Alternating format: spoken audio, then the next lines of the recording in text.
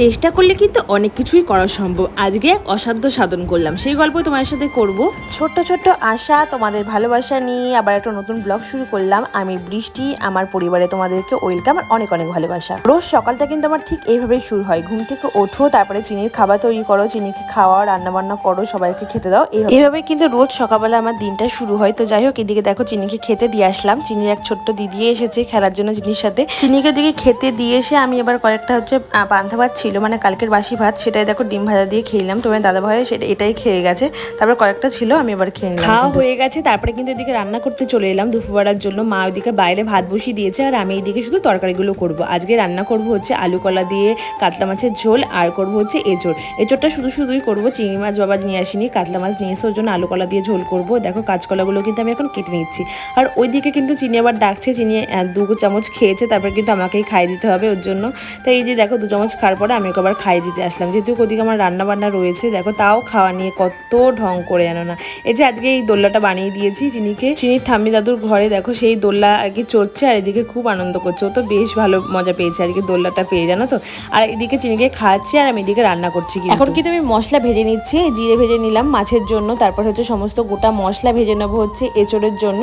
তো যাই হোক, তারপর এদিকে ভাজা হয়ে গেছে সব সমস্ত মশলা, আর এদিকে কিন্তু আমি এখন এঁচোড়টা করে নেবো। এদিকে হচ্ছে মাছ ভাজি আর এদিকে কিন্তু এঁচোড়টা করে ফেলছি।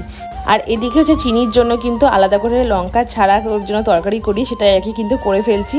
আজকে চিনির জন্য রান্না করবো হচ্ছে এঁচোড় কাতলা। এইদিকে দেখো এঁচোড় কাতলা করে ফেললাম। চিনিকে এবার প্রথমবার দিলাম এঁচোড় কাতলা। এমনি তোমার এঁচোড় চিংড়িটা খেয়েছে, আর এঁচোড় চিংড়ি খেতে খুবই ভালোবাসে। আজকে যেহেতু দেখেছে এঁচোড় কেটেছি, ও ভেবেছে চিংড়ি মাছ এনেছে, তো বলছে চিংড়ি মাছ এনেছে। আমি বলছি না বাবা, চিংড়ি মাছ আনিনি। ও বলছে না মিথ্যে কথা বলছে। আমি তারপরে দেখালাম, তারপরে বিশ্বাস করলো। যাই হোক, তারপরে এদিকে দেখো তোমার আমি কিন্তু আমাদের যে কাতলা মাছটা আলু কলা দিয়ে ঝোল করছি সেটা কিন্তু করে নিলাম। আর ওই যে যেই গোটা মশলাটা ভেজেছিলাম জন্য এঁচোড়ের জন্য, সেটাই কিন্তু এখন বেটে নিচ্ছি। আমার মাছের ঝোল করা হয়ে গেছে, তারপরে এদিকে দেখো এঁচোড়টা করেছি, সেটাই কিন্তু এখন ভালো করে দেখে নিচ্ছি। ভালো করে কষানোর পরে কিন্তু ওই যে ভাজা মশলাটা দিয়ে করেছিলাম না, সেটাই কিন্তু এখন দিয়ে দিচ্ছি। তারপরে যে রান্নার বাসনগুলো ছিল সেগুলো কিন্তু এখন মেজে নেবো। সবসময় রাখি না জানো তো দিদিভাইয়ের জন্য, নাহলে অনেকটা বাসন হয়ে যায়।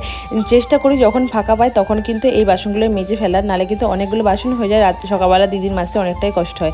যাই হোক, তারপরে এদিকে দেখো আমি কয়েকটা বাসন মেজে নিচ্ছি, আর ওইদিকে বাবাকে আবার খেতে দিয়ে দিলাম। আর আজকে অসাধ্য সাধন করেছি কি দেখো, এই যে আমাদের হচ্ছে এই খাটটা কিন্তু ওই একদম দেয়ালের সাথে সাঁটানো ছিল। এবার কি করেছি জানো, এই খাটটা পুরো একদম মাঝখানটাই এনেছি, মানে একটু চেঞ্জ করলাম লুকটা, জানো তো। প্রত্যেক দিন না একরকম দেখতে ভালো লাগে না, আর এই জায়গাটা না অনেকটা নোংরা পড়ে গেছে, ভালো লাগে না জানো তো।